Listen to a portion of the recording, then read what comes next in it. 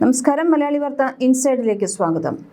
Hormuz പിടിച്ചെടുക്കാൻ വേണ്ടി അമേരിക്കയും ഇസ്രയേലും സംയുക്ത സൈനിക നീക്കം നടത്തിയേക്കുമെന്ന റിപ്പോർട്ടുകൾക്കിടെ പുതിയ അവകാശവാദവുമായി ഇസ്രയേൽ മാധ്യമങ്ങൾ. പശ്ചിമേഷ്യയെ യുദ്ധത്തിന്റെ മുനമ്പിൽ നിർത്തി ഇസ്രയേൽ നടത്തിയ മിന്നലാക്രമണത്തിൽ ഇറാന്റെ കരുത്തനായ നാവികസേനാ കമാൻഡർ അഡ്മിറൽ അലി റേസ തങ്സിരി കൊല്ലപ്പെട്ടുവെന്ന് ഇസ്രയേൽ മാധ്യമങ്ങൾ റിപ്പോർട്ട് ചെയ്തു. ബന്ദർ അബ്ബാസ് തീരമേഖലയിൽ ഇസ്രയേൽ സംയുക്ത നീക്കത്തിലാണ് അലി റേസ തങ്സിരി കൊല്ലപ്പെട്ടതെന്ന് ദ ടൈംസ് ഓഫ് ഇസ്രയേലും റിപ്പോർട്ട് ചെയ്തു. പേർഷ്യൻ ഗൾഫിനെ ആഗോള കപ്പൽ പതാകകളുമായി ബന്ധിപ്പിക്കുന്ന തന്ത്രപ്രധാനമായ ഹോർമുസ് കടലിടുക്കിനു ചേർന്നാണ് ബന്ദർ അബ്ബാസ് സ്ഥിതി ചെയ്യുന്നത്. ലോകത്ത് വ്യാപാരം ചെയ്യപ്പെടുന്ന എണ്ണയുടെയും പ്രകൃതിവാതകത്തിന്റെയും ഏകദേശം 20% കടന്നുപോകുന്നത് ഈ പാതയിലൂടെയാണ്.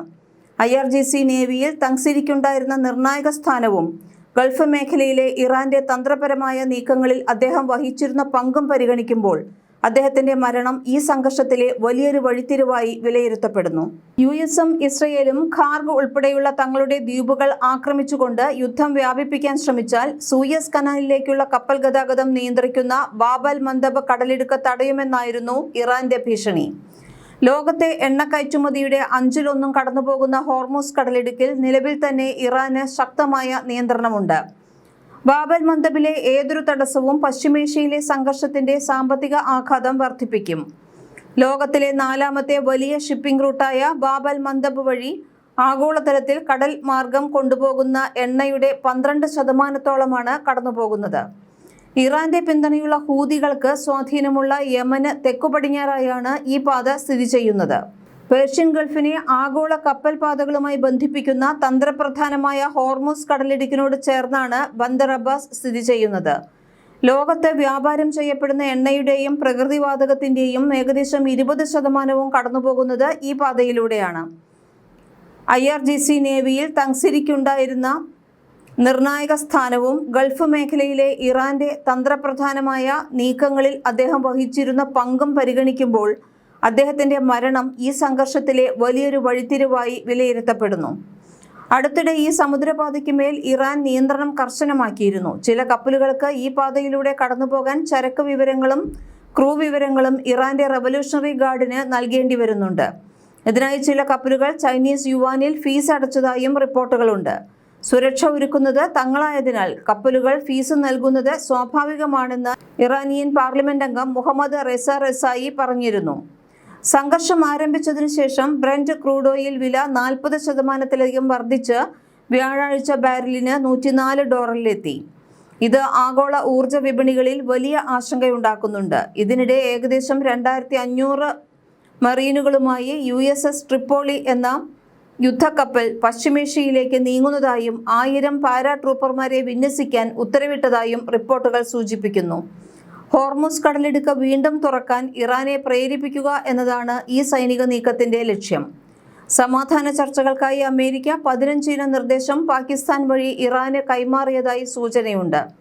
ഇറാൻ ഒരു ഉടമ്പടിക്ക് ആഗ്രഹിക്കുന്നുണ്ടെന്ന് US പ്രസിഡന്റ് ഡൊണാൾഡ് ട്രംപ് അവകാശപ്പെടുന്നുണ്ടെങ്കിലും തങ്ങൾ ചർച്ചകളിലൊന്നും ഏർപ്പെട്ടിട്ടില്ല എന്നാണ് ഇറാൻ വിദേശകാര്യമന്ത്രി അബ്ബാസ് അരാഗ്ചി പറയുന്നത്.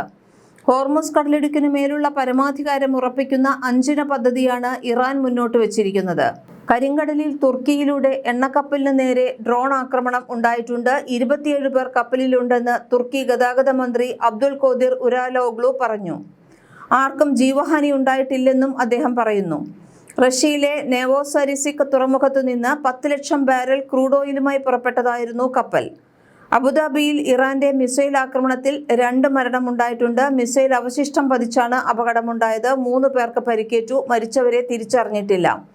അബുദാബി സൊയ്ഹാൻ സ്ട്രീറ്റിലാണ് ആക്രമണം. നിരവധി വാഹനങ്ങൾക്ക് നാശം നേരിട്ടു. പശ്ചിമേഷ്യയിൽ സംഘർഷത്തിൽ UAEയിൽ മരിച്ചവരുടെ എണ്ണം 11ആയി. ഇതേസമയം ഇന്ത്യ അടക്കമുള്ള സുഹൃത്ത് രാജ്യങ്ങൾക്കായി ഹോർമുസ് കപ്പൽപാത തുറന്നിടുമെന്ന് ഇറാൻ വിദേശകാര്യമന്ത്രി അബ്ബാസ് അരാഗ്ചി വ്യക്തമാക്കി.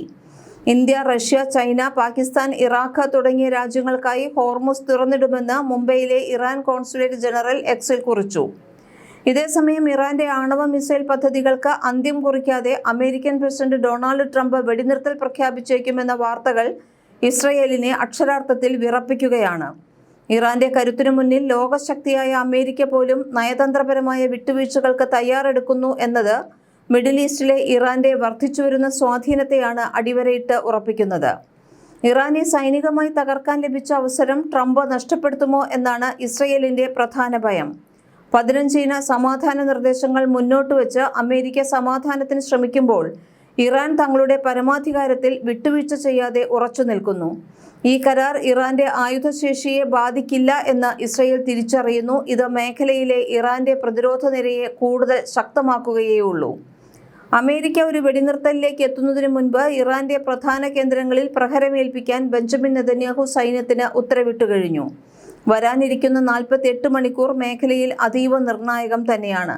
എന്നാൽ ഇറാന്റെ അതിശക്തമായ മിസൈൽ പ്രതിരോധ സംവിധാനങ്ങളും തിരിച്ചടിക്കാനുള്ള സന്നദ്ധതയും ഏതൊരു നീക്കത്തെയും അപകടകരമാക്കിയേക്കാം. ഇറാനും അമേരിക്കയും തമ്മിലുള്ള വിശദമായ കരാർ ഇപ്പോഴും വിദൂരമാണെങ്കിലും ഒരു പൊതു ചട്ടക്കൂടിനുള്ള സാധ്യത തെളിയുന്നുണ്ട്.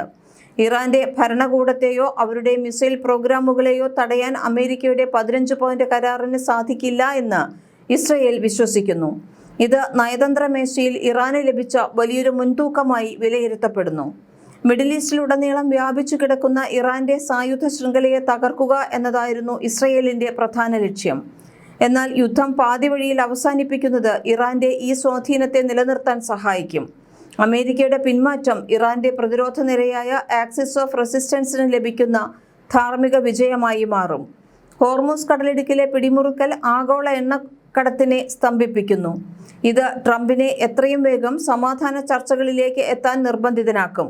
Iran parliament speaker Muhammad Bagher ഗാലിബാഫുമായി അമേരിക്കൻ ഭരണകൂടം പിന്നാമ്പുറ ചർച്ചകൾ നടത്തുന്നുണ്ടെന്ന റിപ്പോർട്ടുകൾ ഇറാൻ നിഷേധിച്ചിട്ടുണ്ടെങ്കിലും ചർച്ചകളുടെ വാതിൽ അടഞ്ഞിട്ടില്ല. സമാധാനം ആഗ്രഹിക്കുന്നുവെന്ന് ട്രംപ് ആവർത്തിക്കുമ്പോഴും ഇറാൻ തങ്ങളുടെ ആത്മാഭിമാനത്തിലും ദേശീയ സുരക്ഷയിലും യാതൊരു വിട്ടുവീഴ്ചയ്ക്കും തയ്യാറല്ലെന്ന് വ്യക്തമാക്കുന്നു. ഹോർമൂസ് കടലിടുക്കിൽ 5 പതിറ്റാണ്ടിന് ശേഷം ഇറാൻ നേടിയെടുത്ത നിയന്ത്രണം അമേരിക്കൻ സാമ്പത്തിക താൽപ്പര്യങ്ങളെ നേരിട്ട് ബാധിക്കുന്നു. ഈ കടൽപാതയിലൂടെയുള്ള നിയന്ത്രണം ഇറാന്റെ ഏറ്റവും വലിയ തുറപ്പുചീട്ടാണ്. അമേരിക്കൻ സൈന്യത്തെ മേഖലയിൽ നിന്ന് പിന്തിരിപ്പിക്കാൻ ഈ സമ്മർദ്ദതന്ത്രം ഇറാനെ സഹായിക്കുന്നുണ്ട്. അമേരിക്ക മുന്നോട്ട് വെച്ച 15 പദ്ധതി തള്ളിക്കളഞ്ഞുകൊണ്ട് സ്വന്തം 5 വ്യവസ്ഥകൾ മുന്നോട്ട് വെച്ച ഇറാന്റെ നിലപാട് ആഗോളതലത്തിൽ ശ്രദ്ധിക്കപ്പെടുന്നു. തങ്ങൾ തീരുമാനിക്കുമ്പോൾ മാത്രമേ യുദ്ധം അവസാനിക്കൂ എന്ന ഇറാന്റെ തറപ്പിച്ചു പറയൽ അവരുടെ ആത്മവിശ്വാസത്തെ തന്നെയാണ് കാട്ടുന്നത്. ലോകശക്തികളെ ഒരേ സമയം സൈനികമായും നയതന്ത്രപരമായും നേരിട്ടുകൊണ്ട് ഇറാൻ പശ്ചിമേഷ്യയിൽ തങ്ങളുടെ അപ്രമാദിത്യം ഉറപ്പിക്കുകയാണ്. എന്നാൽ ഇപ്പോൾ കിട്ടിയ തിരിച്ചടി ഇറാൻ പ്രതീക്ഷിക്കാത്തതാണ്.